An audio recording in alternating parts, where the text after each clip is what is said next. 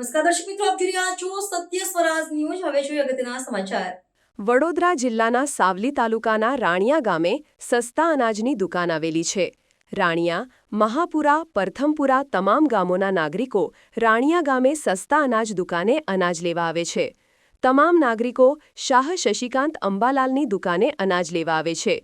તેમને પૂરતું અનાજ મળતું નથી અને અનાજ લેવા જાય છે તો તેમને ઘઉં, ચોખા, બાજરી આપવામાં આવે છે। આવનાર તહેવારોમાં સરકાર દ્વારા તેલ, દાળ પણ આપવામાં આવતી નથી, તો રાણિયા, મહાપુરા તથા પરથમપુરા, વાંકાનેરના સરપંચો દ્વારા રાણિયા ગામના દુકાનદાર શાહ શશિકાંત અંબાલાલને રજૂઆત કરવામાં આવી હતી। તો શશિકાંતભાઈએ જવાબ આપ્યો કે મારી પાસે સરકારી અનાજ આવે છે કે હું મફતમાં લાવું છું અને મારી પાસે પૈસા નથી, તે માટે હું અનેક જાતનું સામાન લાવતો નથી। ગામોના નાગરિકોને પૂછવામાં આવ્યું, તમને શશિકાંત અંબાલાલ શાહ પૂરતું અનાજ આપે છે?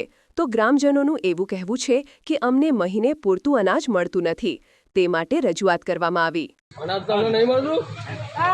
બાજરું, દાળ ને અરે ઘઉં ને ચોખા એને શું ભાઈ પૈસા બધે ગમ દાળ, તેલ, ચણા બધું મળે ને નહીં મળતું। આ ભાવ તો 4 મહિના છે, કેટલા મહિના છે? 4 મહિના ચા ભાવ તે તમને હવે પાવતી લઈને આવતા તમને શું કહેશે શશિકાંતભાઈ? પછી આવતો મેં આવે એવું કે અનાજ પૂરું મળતું નથી? તો આપણને તો પૂરું આવે પણ બીજું જ્યાં તો ખાલી આવે।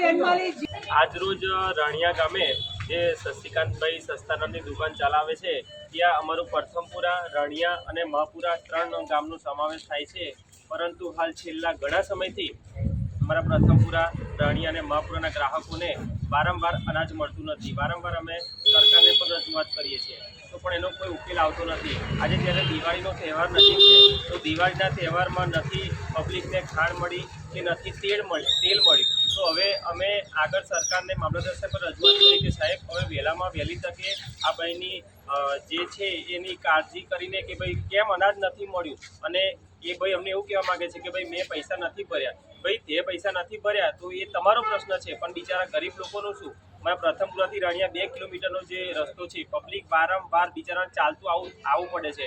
આજે જો ચોખા મળે તો ઘઉં ના મળે, ઘઉં મળે તો તેલ ના મળે, તો અમે સરકારશ્રીને રજૂઆત કરી કે વહેલામાં વહેલી તકે આ જે અમારા 3 ગામ છે એનો વહેલામાં વહેલી તકે નિકાલ કરે અને ગરીબને જે અનાજ બાકી છે એ તાત્કાલિક તેઓને અનાજ મળી જાય। સમાચારોની ઝડપી અપડેટ માટે હમણાં જ સત્ય સ્વરાજ ન્યૂઝ ચેનલને લાઇક, શેર અને સબસ્ક્રાઇબ કરો।